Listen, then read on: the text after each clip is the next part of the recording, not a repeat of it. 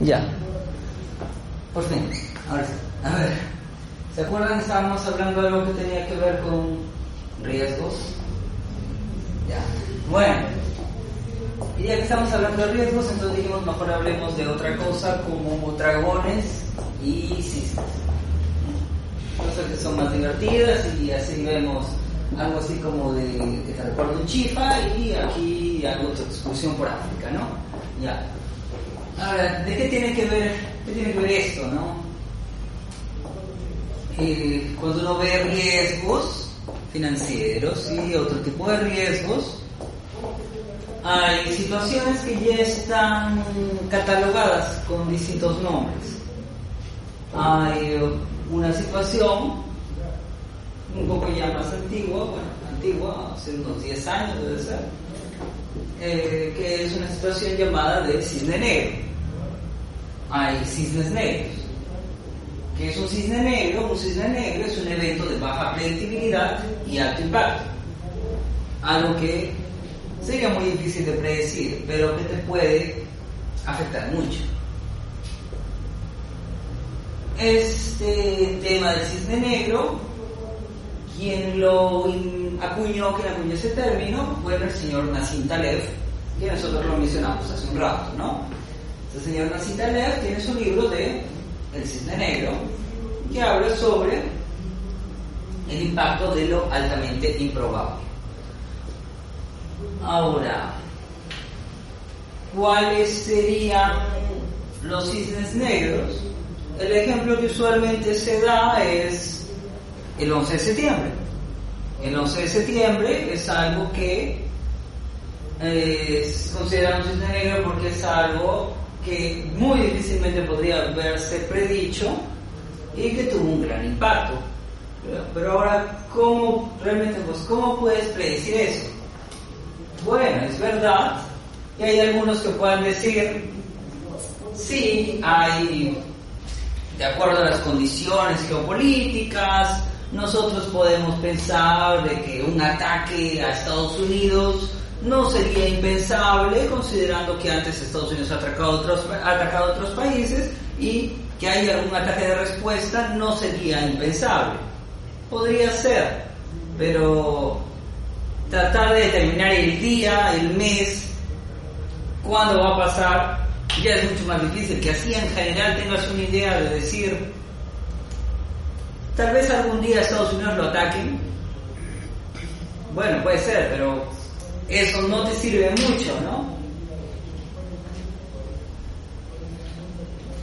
Es como cuando uno hace una predicción,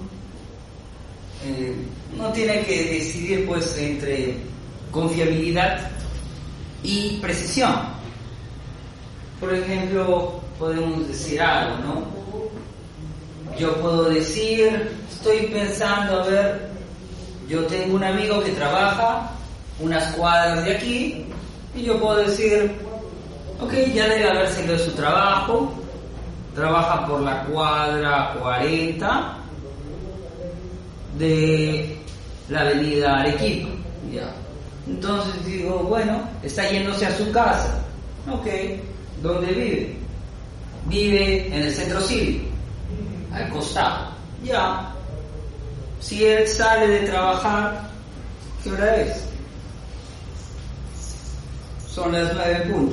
Si él sale de trabajar a las 8:45, yo puedo decir, ok, ¿dónde debe estar ahora?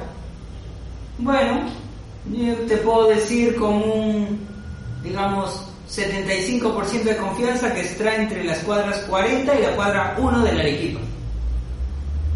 ¡Qué preciso! Esa predicción no me sirve de nada, pero claro, te lo puedo dar con una gran confiabilidad, ¿no? ¿Por qué? Porque el rango es muy grande, ¿no? Y como decir, pues sí, espero que Estados Unidos lo ataquen, pero no te puedo dar una fecha. Sí, en los próximos 10 años. Bueno, pero claro, de ahí te puedes reducir un poco, ¿no? Te puedo decir, tal vez, con un 10% de probabilidad que él esté entre la cuadra 38 y la 36. Con un 5% de probabilidad que está en la cuadra 37. Ya, bueno, porque asigno menos probabilidad porque estoy tratando de ser más preciso, ¿no? Y es más difícil, así que puede ser que atine o puede ser que no. Pero claro, si agarras un rango grande, entonces sí, puede ser confiable, pero no eres preciso, ¿no? Bueno, ese es un tema, porque los Black Swans son muy difíciles de predecir. Hay otro tema que se considera para este tema de los Black Swans. Lo que es impredecible para uno no es impredecible para otro. El Black Swan fue... Bueno, Black Swan, el cisne negro fue... el 11 de septiembre fue un cisne negro para Bin Laden, ¿o no? ¿Creen que el cisne negro fue... que el 11 de septiembre fue un cisne negro para Bin Laden? ¿Creen que el 11 de septiembre fue algo de baja predictibilidad para él? Obviamente que no, porque lo planeó. Para él no es algo de baja predictibilidad. Él sabe cuándo va a ser. Tal vez no funcione, así que él puede pensar, hay un 50% de que sí y otro 50% de que no funcione, de que haya un atentado ese día. Sí, puede ser eso.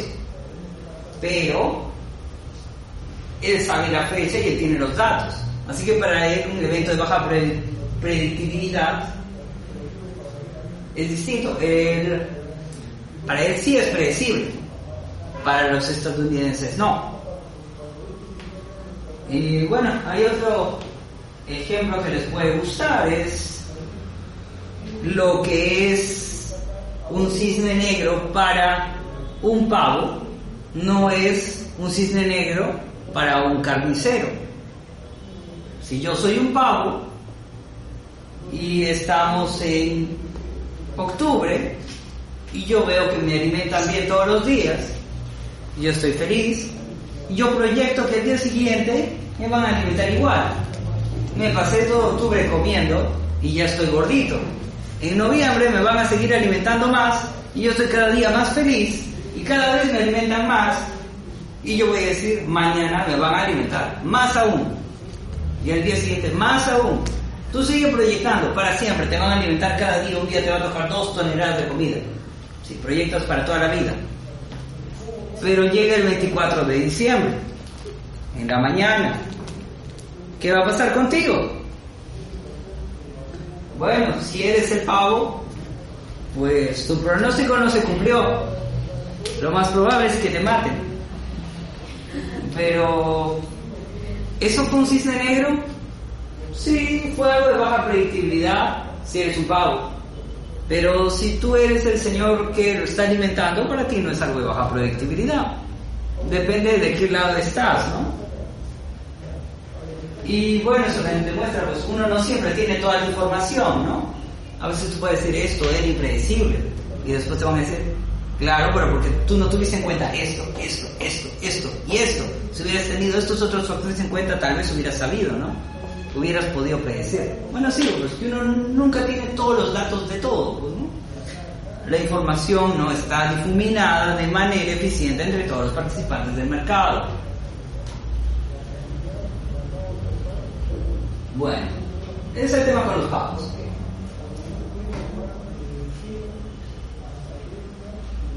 Tenemos el tema del Dragon King, el tema de los Reyes Dragones. El tema de los Reyes Dragones, bueno, y nos dicen, son eventos que están aún más lejos de la extrapolación de las colas pesadas del resto de la población. ¿Qué es eso? Las colas de la distribución. Aquí y acá. Eventos mucho más extremos de lo que tu distribución te daba. Tú tenías eso, nada, tu Black Swan fue aquí, perdiste más. No, ganaste más, tu Black Swan fue aquí, perdiste más de lo esperado. Incluso ya no se ajusta esa distribución, está fuera. No tiene nada que ver. ¿Ya? Tú te saliste de lo esperado de acuerdo a la distribución que tú asumiste. Bueno, puede ser que tu distribución esté mal, puede ser que tu distribución esté bien en general, pero para esos casos extremos no aplica. Puede ser. Puede ser que los casos extremos pertenezcan a su propia distribución, que no se rijan por esto, que los retornos no son normales, que hay momentos críticos en los que ya no aplica lo que normalmente aplica. Bueno, eso sería un rey dragón, algo que se está saliendo de lo esperado, pero por mucho. Ahora, ¿por qué los estamos poniendo así?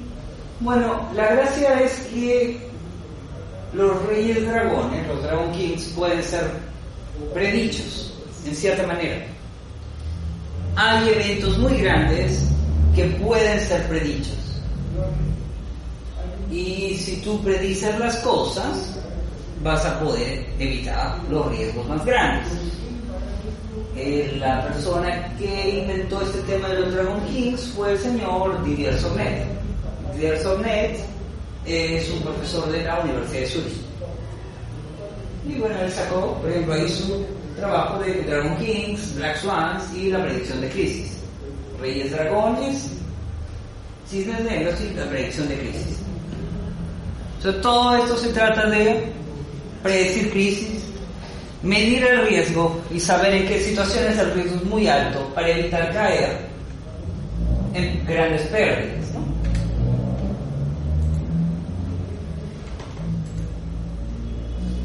Y aquí está, lo podemos ver. Las probabilidades para arriba, la magnitud para acá. Nosotros tenemos la distribución de las cosas, la distribución usual de los retornos, y nosotros nos vamos a, dentro de la distribución usual, aquí tenemos a los Black Swans.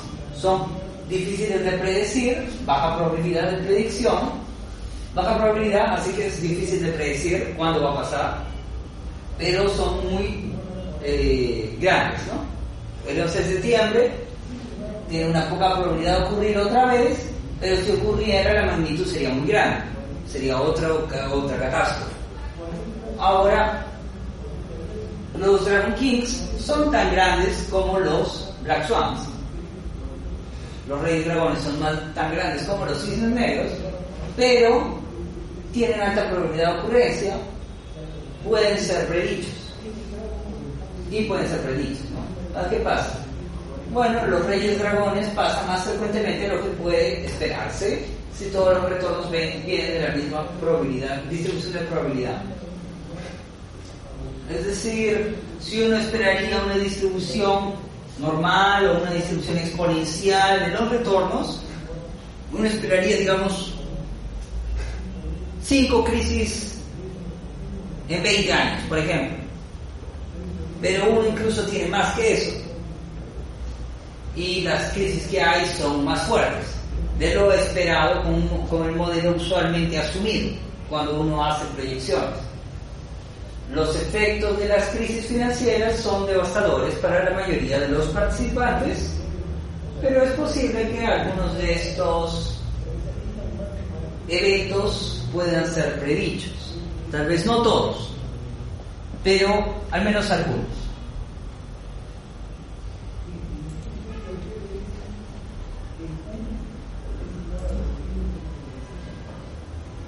Bueno, hay distintas maneras como entender las bolsas de valores, cómo entender cómo interactúan las personas en la bolsa de valores. ¿Cuál es una de esas maneras? Bueno, hay teorías, hay una teoría de sistemas complejos, y para entender la bolsa de valores y su funcionamiento se puede entender como si fuera un sistema que tiene distintos participantes que interactúan entre ellos de distintas maneras, interactúan de maneras limitadas, y la manera en la que ellos interactúan entre ellos es mediante la compra y la venta de acciones, ¿no? Uno compra y el otro vende, y mientras tanto tú vas viendo a los otros que van comprando y vendiendo. Y tú te informas a través del precio, te informas a través del volumen de negociación, tú vas viendo qué hacen los demás y más o menos calculas. Ahora, la manera en la que se toman las decisiones lleva a que aparezcan ciclos irregulares y que hayan momentos críticos en los mercados. ¿Qué estamos hablando aquí? Bueno, lo que pasa es que la gente se influye una a otra. Las personas realmente no son completamente, podrían no ser completamente racionales, no podría ser que ellos simplemente hagan su cálculo de si algo conviene o no, sino que también toman en cuenta lo que otras personas le dicen. Ellos también toman en cuenta ven qué cosas las otras personas hacen, ven si alguien vende, ven si alguien compra, y si alguien que tú, digamos, tú respetas y que crees que sabe mucho y lo ves vendiendo sus acciones, tú vas a decir que él debe saber algo. Yo también voy a vender. O sea, ese tipo de cosas, no todo es cálculos, sino también es observar qué hacen los demás. La gente se influye por los otros y eso también puede influir en los ciclos de negocio, ¿no? Si mucha gente se copia entre ellos, se llenan de optimismo y todos empiezan a comprar, pues empieza un ciclo alcista, ¿no? Si al contrario reina la depresión, pues los precios de las acciones bajan. Vas vendiendo, los otros se asustan, también venden, le pasas la voz al otro, el otro también se asusta, también vende. Uno también tiene que ver cómo interactúa la gente y cómo está así, digamos, el ánimo de la población, si hay una manera de medirlo, ¿no? Y bueno, esto lleva a situaciones críticas, porque la gente se contagia entre ellas, en vez de actuar de manera independiente y racional como debería de esperarse, pero como la gente se influye entre ellas, uno tiende a ir a un punto crítico. Y hay muchas interacciones repetitivas entre los participantes del mercado y ellos influyen entre ellos, lo que lleva a comportamiento coherente, colectivo, a gran escala. ¿Qué es lo que pasa? La gente se influye entre ellos y el mercado se empieza a mover como si fuera un ente, como si fuera un ser vivo prácticamente, que se asusta. ¿Por qué? Porque asustas a uno y se asustan entre ellos y el mercado baja, se influyen todos. Es como si fuera una sola persona al final. Bueno, ¿qué cosa pasa? Que el todo tiende a ser más que la suma de sus partes. Y en el contexto de los sistemas dinámicos complejos, el mercado de valores es un sistema dinámico y complejo. Los puntos críticos son puntos donde cantidades que normalmente están definidas saltan al infinito. En este caso, ¿qué es lo que nos importa? En este caso lo que nos importa es el riesgo. Hay puntos en los que el riesgo salta al infinito. Hay puntos en los que uno ya ni siquiera puede medir cuál es el riesgo. ¿En qué situaciones pasan eso? Bueno, en las situaciones en las que, usualmente en las que han habido un gran crecimiento de un sector y que es insostenible. Si es que ha habido un rápido crecimiento de un sector, es posible que el riesgo ya esté demasiado alto. Si ha habido años y años y años de un crecimiento, ¿qué sector puede ser? ¿Qué sector se les ocurre a ustedes que puedan decir que ha tenido un gran crecimiento año tras año y que la gente sigue pensando, esto va a seguir subiendo para siempre, no hay ningún problema? ¿No se les ocurre ningún sector que en Perú dicen eso? El tema de las inmobiliarias, el tema de la construcción, todo el mundo dice sí, bueno, sigue invirtiendo y sigue comprando y siguen esperando que los precios sigan subiendo, y todo el mundo siempre está muy optimista. El problema si es que queremos calcular el tema de los precios, de los riesgos en el sector inmobiliario, es que los datos no son tan representativos, pero sí hay, digamos, sacan unos datos de cada 3 meses para viviendas de alto nivel y viviendas de medio nivel. Pero como solamente salen cada 3 meses, no es tan fácil hacer una proyección así, ¿no? Es solamente precios. Bueno, con precios y volúmenes, con eso se podría hacer. Pero cada 3 meses es un poco difícil sacar algo muy preciso, ¿no? Pero bueno, si yo fuera a sospechar dónde esperaría algún problema, pues me pondría a estudiar el mercado inmobiliario, a ver qué cosas salen, ¿no? Bueno, podemos ver un poco ahora la parte de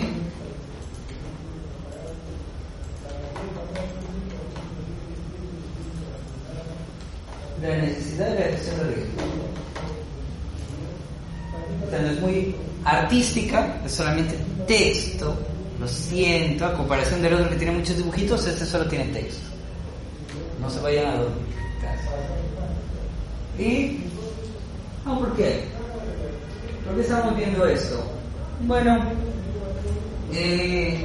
lo que pasa es que la otra era como para mostrarles a qué queremos llegar. Lo que queremos llegar es a ser capaces de medir el riesgo, ser capaces de predecir las crisis. Pero bueno, vamos a tener que pasar por esto y ver qué es cada cosa, ¿no?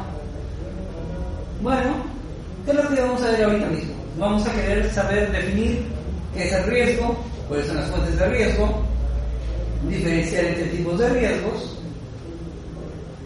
describir los procesos y funciones de las instituciones con respecto al riesgo. Es lo más básico que podemos llegar, ¿no? Claro, para saber riesgos financieros, para empezar tenemos que saber finanzas, ¿no? Por eso estamos hablando un poco de finanzas al comienzo, para más o menos recordar, ¿no?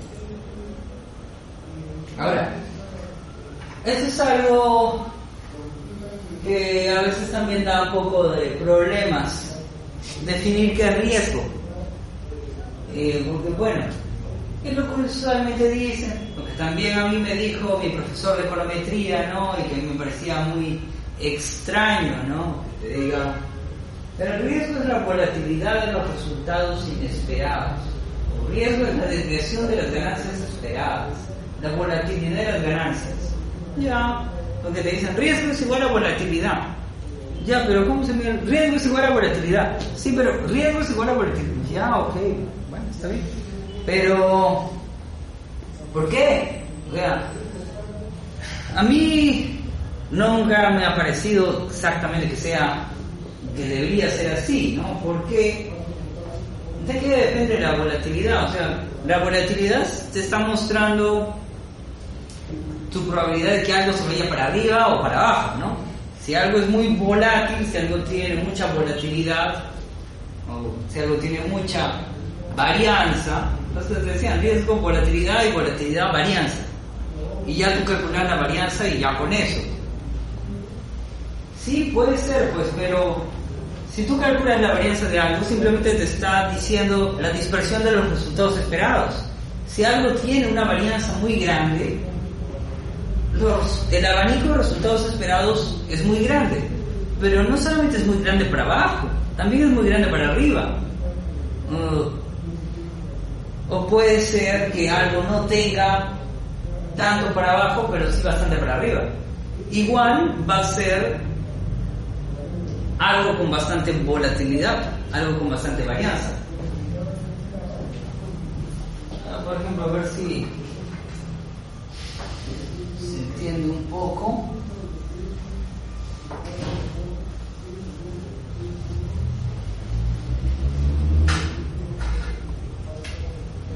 Vamos, habría que ver una cosa de esta manera, ¿no?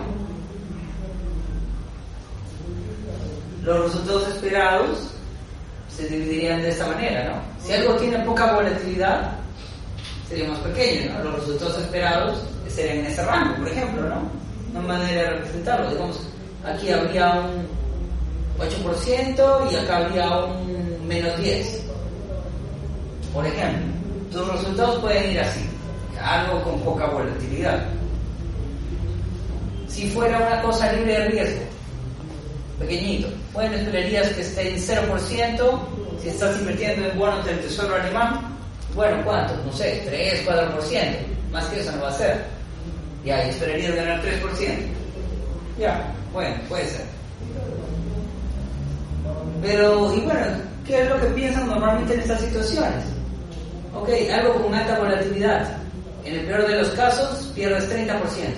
En el mejor, ganas 40%. Ah, ya, ok. Algo muy volátil. Sí, algo muy riesgoso. Sí. Puede ser que no. ¿Cómo? Ya. ¿Qué tal si realmente es así? Menos 5% y 45%. ¿Tiene mucha volatilidad? Sí, tiene mucha volatilidad. ¿Y eso es riesgoso? No. ¿Por qué va a ser riesgoso? Casi todo está en la parte positiva. Pero si tú sacas la volatilidad de esto, pues te va a salir alta. ¿Y entonces qué? Bueno, es que ya de ahí te pueden decir, no, es que lo que importa es la parte negativa, ¿no? Sí, pues, eso es lo que habría que considerar, ¿no? El riesgo de pérdida. ¿Por qué a mí me va a importar la parte de arriba de los rendimientos esperados, ¿no?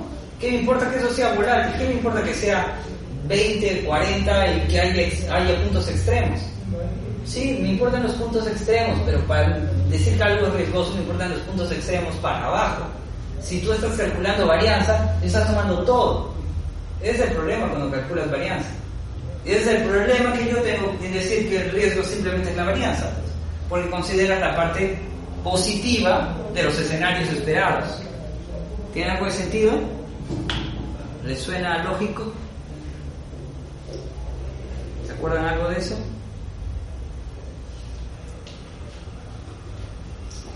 Bueno, espero que sí. Espero que haya entendido. A ver. Bueno, ese es el tema con la volatilidad. Bueno, eso también, pues cuando ustedes ven algún señor analista de valores que sale en televisión, normalmente después de varios días de caídas, y le preguntan, la bolsa está perdiendo mucho, ¿no? Es decir, él no va a decir que está perdiendo, él va a decir, sí, pues la bolsa está teniendo mucha volatilidad esos días. No quiere ni siquiera decir que ha habido pérdidas, que ha habido caídas ni nada. Sí, es muy volátil. Sí, pues volátil, ya. Es verdad, es volátil, pues, pero es volátil en la parte de abajo, pues en la parte negativa. Pero por alguna razón nunca les gusta decir eso, ¿no? Que estás en pérdida. Bueno, ahora, ¿cuáles son las fuentes del riesgo? Creados por las personas que tenemos ciclo de negocios.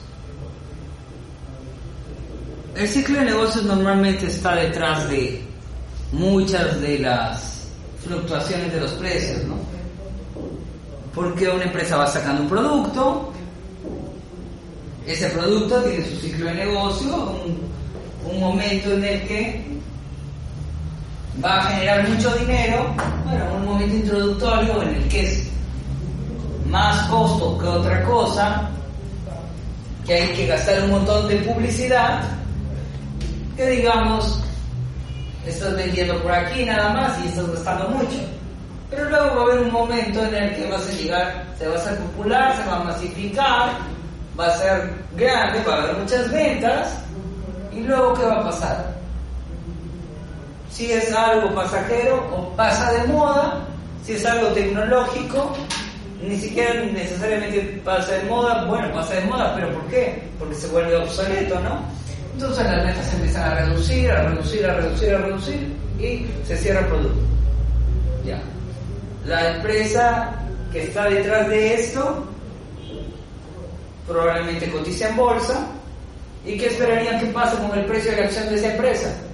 El precio de la acción de esa empresa va a subir cuando le va bien con las ventas, y luego cuando ese producto va en caída, si ese producto es muy importante para ellos, va a bajar. Y ahí tiene una fluctuación y el precio se va a mover así. Luego van a sacar otro producto y van a hacer la misma historia. Bueno, normalmente pues sacan varios productos a la vez, ¿no? Si es una empresa bien diversificada con muchos productos, pues no debería fluctuar tanto. Pero si es una empresa con un solo producto estrella abanderado, pues sí, pues tú vas a ver grandes fluctuaciones. Cuando salió Pokémon, el juego, y las acciones de Nintendo subieron como 30% en esa semana. Pero después se dieron cuenta que realmente Nintendo había vendido los derechos del juego ya hace tiempo y que solamente tenía un porcentaje, no tenía todo. Así que bueno, los precios cayeron. Eso fue mucho más rápido, eso realmente no fue ciclo de negocios, ¿no? Porque se dieron cuenta ahí dentro de poco tiempo, ¿no? Pero el crecimiento fue rapidísimo. No necesitan ni maduración ni nada de ese tipo de productos al parecer. Lo sacaron y en unos días subió muchísimo. Bueno, aunque no sé ni cómo es que ellos generan los ingresos ahí, creo que todo es gratis, ¿no? ¿Cuál es el negocio en Pokémon Go? Bueno, me enteraré y les contaré, pues ya que ustedes tampoco saben. Bueno, porque de verdad en esos días tampoco les pasan publicidad, ¿verdad? No hay publicidad ahí. Bueno, la cosa es que sí, las acciones de Nintendo subieron bastante en esos días. Bueno, ese es el asunto. El ciclo de negocios afecta la cotización de las acciones, como es evidente.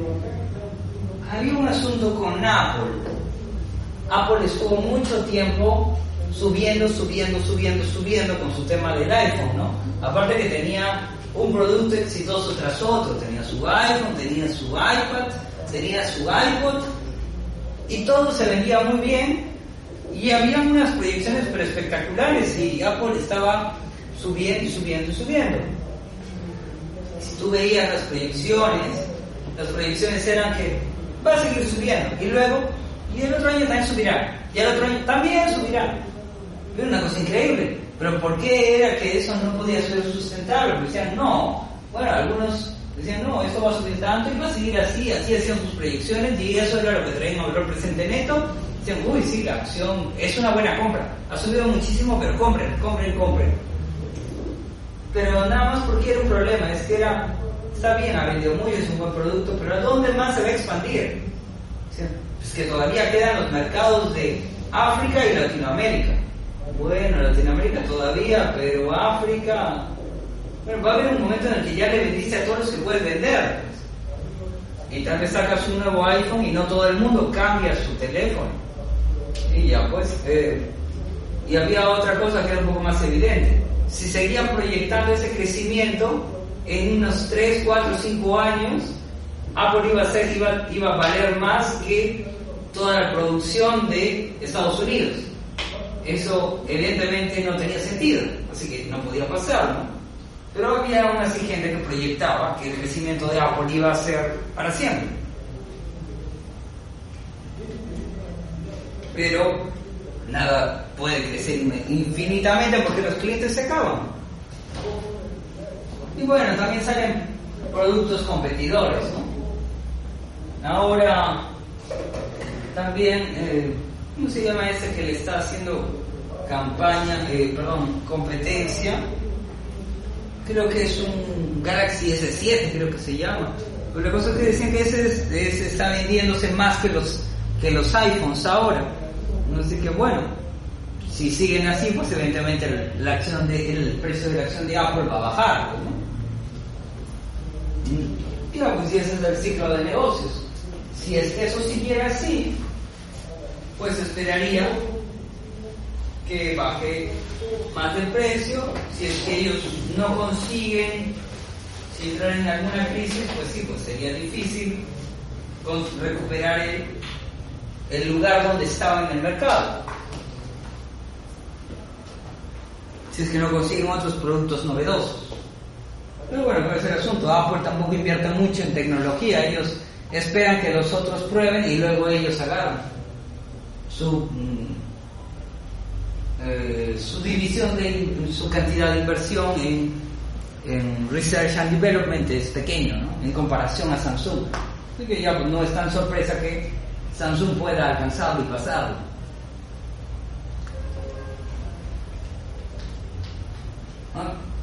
Y qué pasaría si Apple fuera, digamos, una empresa gigantesca y que realmente sus productos empiecen a fallar y que haya varias empresas del sector que tengan problemas? Pues las ventas bajarían y ya todo el sector entraría en crisis. Pero bueno, es difícil, pues, ¿no? Porque hay varios competidores de Apple, ¿no? No es un competidor, no es dominante del sector, ¿no? Que Apple pudiera entrar en una crisis, pues no quiere decir que todo el mercado caiga, ¿no? Podrían contagiarse tal vez, pero no necesariamente, son productos distintos, ¿no? Bueno, ¿qué otro riesgo puede haber? Bueno, la inflación. ¿Qué pasa con el tema de la inflación? La inflación destruye valor. La inflación destruye el valor de los ahorros de las personas. Y si la gente invierte en depósitos a plazos, tiene dinero en, sí, pues incluso en algunos depósitos a plazo puede haber, o simplemente en cuentas corrientes, ¿no? Lo que les pagan ahí puede ni siquiera compensar la inflación. Así que realmente estás perdiendo dinero guardando tu dinero en el banco, porque cuando lo saques va a valer menos de lo que lo valía cuando lo pusiste, ¿no? Bueno, mucha inflación impide hacer proyecciones correctamente.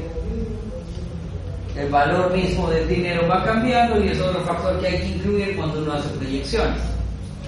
Ahora ya no hay tanto problema con eso, pero evidentemente todos tenemos el trauma, los que nos acordamos. De ahí hay otra fuente de riesgo, que es aquí también algo muy común: cambios en las políticas gubernamentales.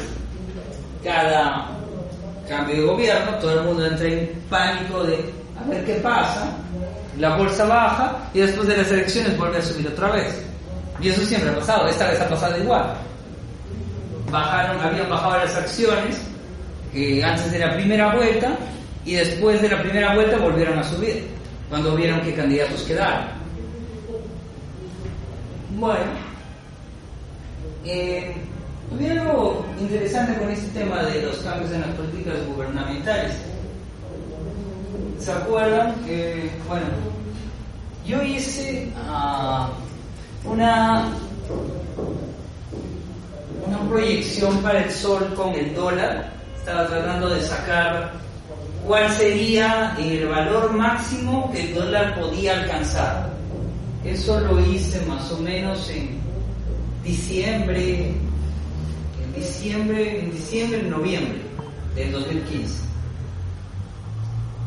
Me había salido que lo máximo, en el peor escenario posible, podía subir hasta 2.59. Más que eso ya no.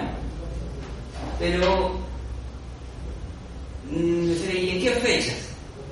Me salía que las fechas más probables para ese tipo de me salían dos picos con alto riesgo. Uno era en abril y otro era en julio. ¿Qué había en abril? Las elecciones. ¿Y qué había en julio? La toma de mando. Bueno, pues seguramente es por eso. El modelo realmente que yo utilicé simplemente tomaba en cuenta precio y tiempo, pero me salía algo consistente con la realidad. ¿Por qué? Porque la gente ya pone sus expectativas y ya se ve reflejada en el precio, ¿no? La gente espera cosas para abril, pues sí, pues ellos mismos van a afectar el precio. Si ellos esperan que haya cambios, ellos van a generar los cambios. Es como lo que dicen las profecías autocumplidas. No sé si ustedes han escuchado ese término, ¿no? Profecía autocumplida. Esta es otra manera de generar una crisis. ¿En qué situación se da eso? Bueno, se puede dar en la bolsa de valores, pero hay un ejemplo clásico que ha pasado muchas veces. No sé si ustedes, bueno, que es en las crisis bancarias.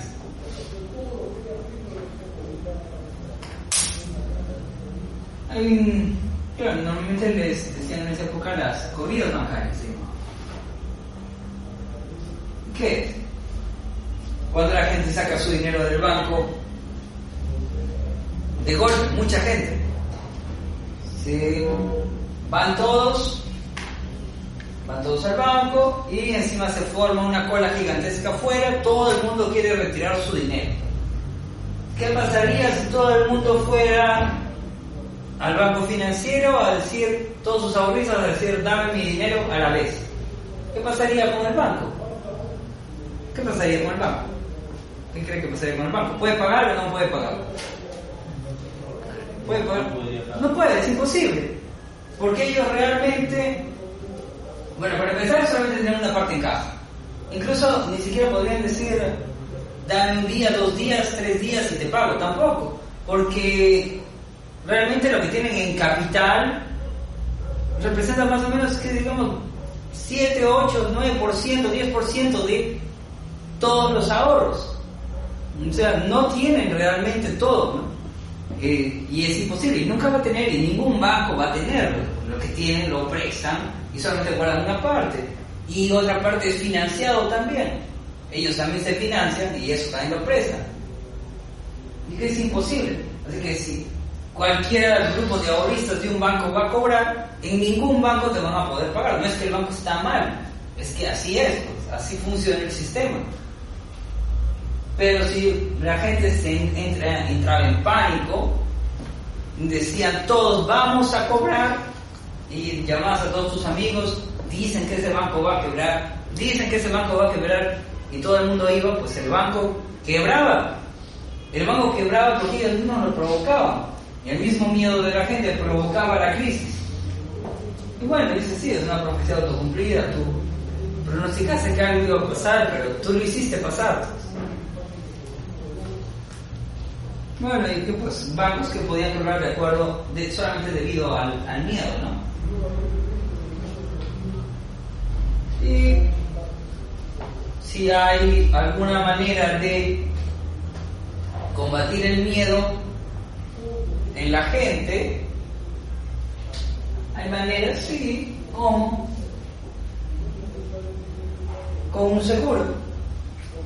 La gente tiene miedo a morirse, le vendes un seguro un seguro de vida. La gente tiene miedo a estar enfermo y no tener con qué pagar, le vendes un seguro de enfermedad. La gente dice, no me va a alcanzar con este seguro en caso que me dé cáncer, le vendes un seguro oncológico, solo oncológico. Ya, muy bien.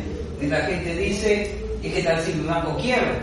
Ah, bueno, entonces te voy a cobrar una parte también, esto va para el fondo de seguro de depósitos. Pago menos de interés, pero yo aporto para el fondo de seguro de depósitos y si el banco quiebra, el fondo te va a pagar. Ah, ya, hasta cierto monto. Ya, muy bien. Entonces, ¿qué pasaría con esa diferencia? La diferencia que no es pagada por el fondo de seguro de depósito. Supongamos que un ahorrista tuviera 100.000 soles, ¿no? El fondo de seguro está por 89.000 y pico, pero no me digo que esa diferencia de 8.000 soles lo pierdes. Simplemente. Bueno, es que los que tienen preferencia, pues van a ser primero los acreedores del banco, ¿no? Al final las personas sí, pues tienen parte de también salir en cola para cobrar, pues, ¿no? Cuando se liquide la institución, porque tienen que esperar que se liquide la institución. Pero es probable que les toque poco, pues, porque por algo quebró. Pero, o sea, para cubrir esos 8.000 en el ejemplo. Bueno, ¿qué? Que tienen que liquidar el banco. Tengo entendido que el fondo de seguro de depósito cobertura hasta ese monto, sí, ¿sí? Hasta lo que claro, asegurable, digamos. Luego de que se hace creo que es un proceso así, ¿no? Los ahorristas, los trabajadores primero, los ahorristas y finalmente los acreedores, como me estoy equivocando, en el orden en el cual se distribuyen. Sí, sí, ¿no? Sí, está bien. Entonces, al final, a pesar de que ya les ha cubierto una parte, ¿no? En el ejemplo que les pongo de los 100.000, hay que pagarles. Al final podrían recuperar una vez que ya está liquidada la institución. Sí, pero difícilmente les alcance a todos, pues, porque va a haber todo ese grupo de ahorristas y van a tener que prorratear entre todos. No les van a llegar a pagar todos. Pero es asegurable entonces lo de seguro. Sí, eso sí, el otro. Hacer este tope. Sí, porque no van a hacerte, a este le pagamos completo, a este completo, ese completo se acabó. O sea, ya no les toca. No, pues no sería justo, pues, ¿no? Pero si te acuerdas de cuando quebró el Banco Nuevo Mundo, al menos la parte del fondo de seguro de depósitos se lo pagaron muy rápido. Pero después el banco ha estado como Banco Nuevo Mundo en liquidación por años, y eso no hay cuando termine. En este caso, por ejemplo, en el caso de Nuevo Mundo, el propietario, ¿no? Que era el dueño del hotel Los Delfines, ¿no es así? No, en ese caso, por ejemplo, ¿no podría haberse tomado de alguna manera otro tipo de bienes como gerente de ahí? ¿O solamente era el patrimonio del banco lo que le añade con? No, claro, no, el gerente no tiene que ser, pues, ¿no? No, O sea, como el gerente era el propietario, ¿no? Sí, pero ¿cómo le van a quitar bienes a Al tener, me refiero a tener otras empresas ligadas al negocio. No, es que no puedes sacar de otra empresa. Por algo es una sociedad anónima, pues, ¿no? Es solamente esto, ¿no? Lo que tiene nada más, Claro, patrimonio de sí, la empresa. no puedes sacar de otro lado. Pero bueno, pero como has visto, pues en ese caso, pues no había cuando termine, y eso siguió no sé cuántos años. Así que si uno realmente está esperanzado de recuperar rápidamente, pues no es así, pues, ¿no? Bueno, ha sido, a ver, estoy tratando de recordar si ese banco lo trataron de rescatar o no. Yo recuerdo que había otro banco que había estado sin problemas y habían estado hasta el último momento buscando quién lo compre. Pero o sea, decir el Banco Nuevo Mundo, pero al final fracasó, no lograron ofrecerlo. No, al contrario, al Banco Nuevo Mundo fue quien no le dieron esa ayuda, eso. Por eso, pues, que querían, con el vice fue que pasó eso. Querían ayudarlo y al final no lo ayudaron, pues. Así es. Incluso que estaba de superintendente bueno, que estaba en la SBS, estaba sospechando de un grupo también que quería comprar el banco porque era un poco raro, pues era gente que de la nada aparecía con millones y no lo pasaron porque era bastante sospechoso el grupo que lo quería comprar. Con un tema de lavado de activos. Sí, y vaya, mejor no digo. No, ya, bueno. Pero sí, fue tema de lavado de activos y al final no se autorizó, pues. Hasta hubiera sido muy, muy peligroso, pues, ¿no? Bueno, ¿qué otras cosas? Bueno, guerras. Aquí no nos preocupamos mucho de eso, ¿no? Ahora, fenómenos naturales imprevistos, clima y terremotos. Bueno, sí, pues es una fuente de riesgo, pero ¿qué tan imprevisto puede ser los huracanes si estás viviendo en una zona donde hay huracanes todos los años, ¿no? Pero claro, algunos son más grandes que otros, ¿no? ¿Se acuerdan cuando pasó Katrina en Estados Unidos? Algunos marcan como que ahí fue un momento en que cambió un poco los ánimos en Estados Unidos y que después de ahí nomás ya empezó un poco la crisis inmobiliaria. O sea, no fue el mismo, pero decían como que marcaba un poco el cambio del ánimo de los estadounidenses. Pero no es que eso haya causado realmente, no es simplemente como algo que los afectó, ¿no? Pero después hay muchas otras cosas, ¿no? Bueno, los terremotos. Pero ahora, hay una cosa bien graciosa. ¿Se acuerdan de ese señor Didier Sormet que les mencioné? Y su técnica esta de los Reyes Dragones para predecir cosas. El tema es que ese señor creó esa técnica, o ese señor estuvo trabajando ese tiempo también en la Universidad de California, Los Ángeles, en el UCLA. Y ahora si se sospechan, si esa persona trabajaba en la UCLA y estaba como adjunto a la Facultad de Geofísica y Ciencias de la Tierra, ya se imaginan qué era lo que él realmente estaba investigando en ese momento. Él estaba tratando de ver si podía pronosticar terremotos. Resultó que en su mayoría no, pero sí podía pronosticar crisis financieras con la misma técnica. Y eso fue lo que aplicó. Ahora, sí, había algunos terremotos que él podía predecir, pero eran más que todos los terremotos donde participaban más de 2 fallas.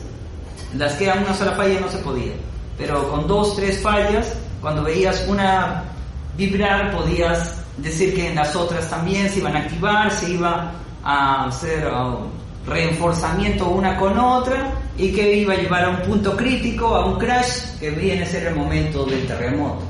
Bueno, más o menos ahí empezó a desarrollar su teoría, que de ello llevó a los Reyes Dragones y a pronosticar otras cosas. Esa técnica incluso la aplica para hay un tema que es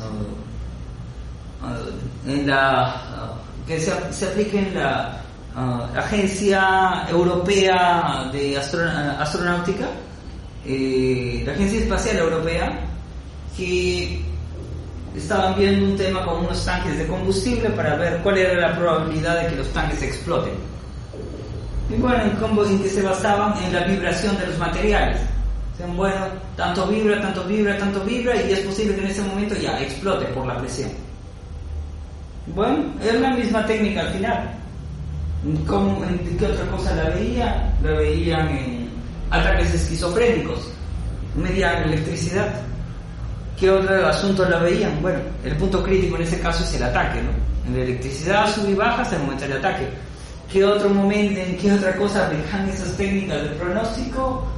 En partos, las contracciones, y luego lleva al punto crítico, que es el nacimiento. El rey dragón es el bebé. Suena un poco feo así. Bueno, el momento del parto es el rey dragón, ¿no? Es algo de alto impacto, pero que se puede predecir. Y tiene unos movimientos precursorios previos que uno puede observar. Entonces dicen, si las contracciones se aceleran, ya viene el parto, ¿no? Y van a formar una figura y vas a decir, vaya, estoy viendo la bolsa. Lo que sea que veas, al final, son muy parecidos.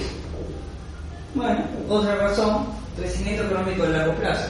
Lo que estamos hablando, innovación en tecnología, y deja obsoleta la tecnología y crear dislocaciones en los empleos. Claro, esto está amarrado con el ciclo de negocios, de innovación en tecnología. Bueno, y este es el asunto de las dislocaciones. ¿Cuál es el tema con las dislocaciones en los empleos? Es como cuando dicen, pues, bueno, así como el mercado de valores no es perfectamente eficiente, el mercado de trabajo tampoco es perfectamente eficiente. Así como los precios no se ajustan automáticamente a lo que deberían ser si todo el mundo tuviera la información perfecta, los trabajos y los salarios no se ajustan automáticamente, nunca. Aparte hay un problema adicional. Digamos, hay una crisis en un sector, toda esta gente que despiden no va a conseguir trabajo inmediatamente en otro sector.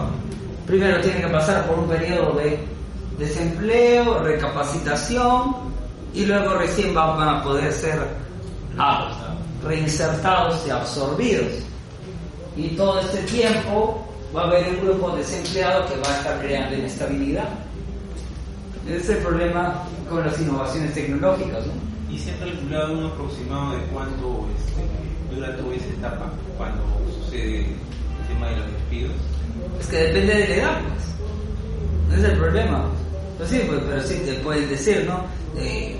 El promedio en el que la gente puede estar desempleada, que puede ser 18 meses, por ejemplo. Pero es que depende de si es una crisis económica general o si es solamente un sector, ¿no? Si es una crisis tecnológica general, pues sí, es muy problemático, ¿no? Y pues sí, pues puede haber situaciones que sean 12 meses, 18 meses, que la gente esté buscando trabajo. Pero de ahí también te dicen, ¿no? Si tienen más de 55 años, puede ser que sea 4 años. Bueno, ese es un problema, ¿no? ¿Cuál es el asunto? Cuando uno lleva cursos de macroeconomía básica, los ejemplos en este tipo de cosas son: un país produce cañones y mantequilla. Si es que esto vale tanto y esto vale tanto, entonces ¿cuánto debería trabajar en cada sector?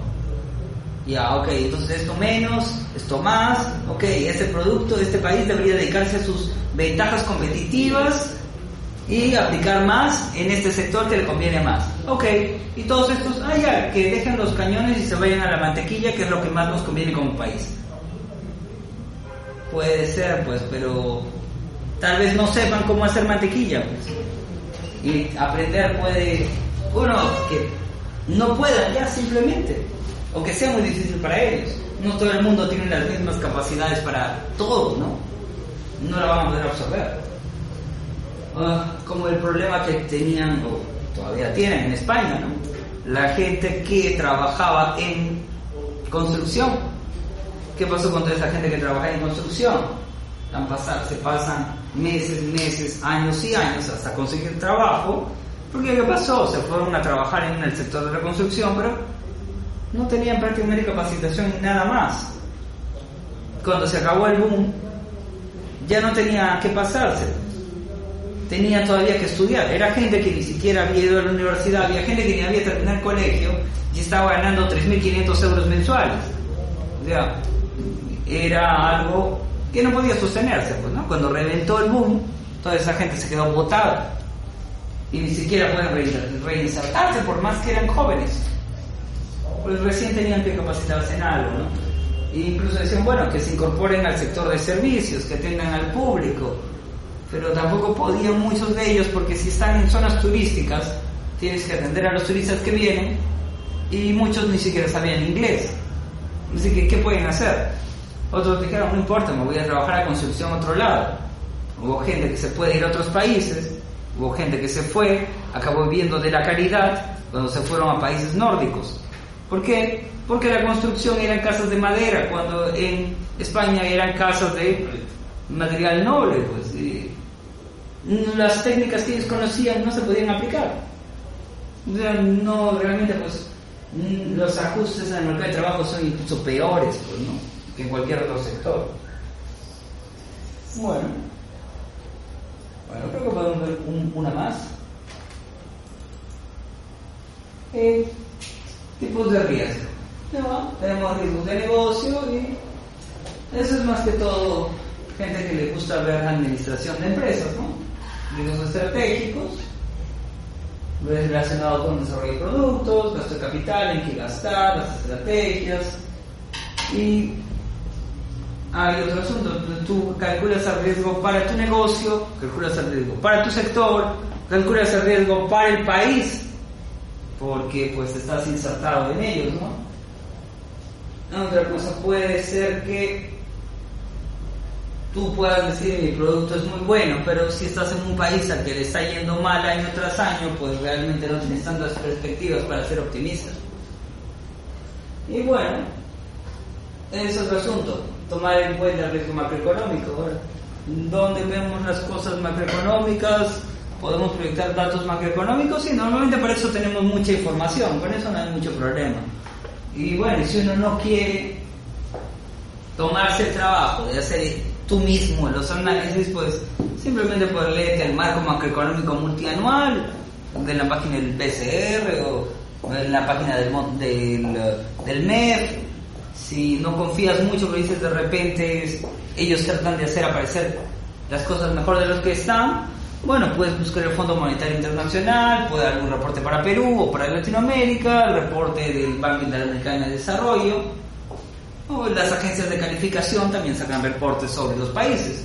No puedes buscar, más o menos puedes comparar, ¿no? Tú vas a ver, ok, el Fondo Monetario le da al Perú un crecimiento de 4.2, el Banco Mundial le da un crecimiento de 4.5, y el MEF dice que van a crecer 5.1. Ya, bueno, sacas tu promedio y digo que espero tanto. Ya, bueno, tienes una idea, pues, sobre eso. Si tú estás proyectando para tu empresa, a decir, bueno, si yo espero tanto crecimiento, yo esperaría que mi producto, que mis ventas crezcan en ese porcentaje, por decir, para darle alguna base sobre algo, ¿no? Pero si ves que está cayendo, si ves que todos están de acuerdo en que se esperan malos tiempos, si ves que la calificación de riesgo de los bonos soberanos tal vez no estén degradadas pero tengan perspectiva negativa, ahora tienen perspectiva estable, o sea, porque te dan la calificación y te dicen cuál es la perspectiva. Ya, pues, entonces si tú ves cuál es la perspectiva, si ves que es buena, entonces ya con eso calculas, ¿no? Y bueno, es lo que hablamos un poco, ¿no? Mis riesgos financieros específico, las pérdidas posibles debido a actividades en los mercados financieros. Bueno, ya son las... Ahí nos quedamos para que no se aburran demasiado.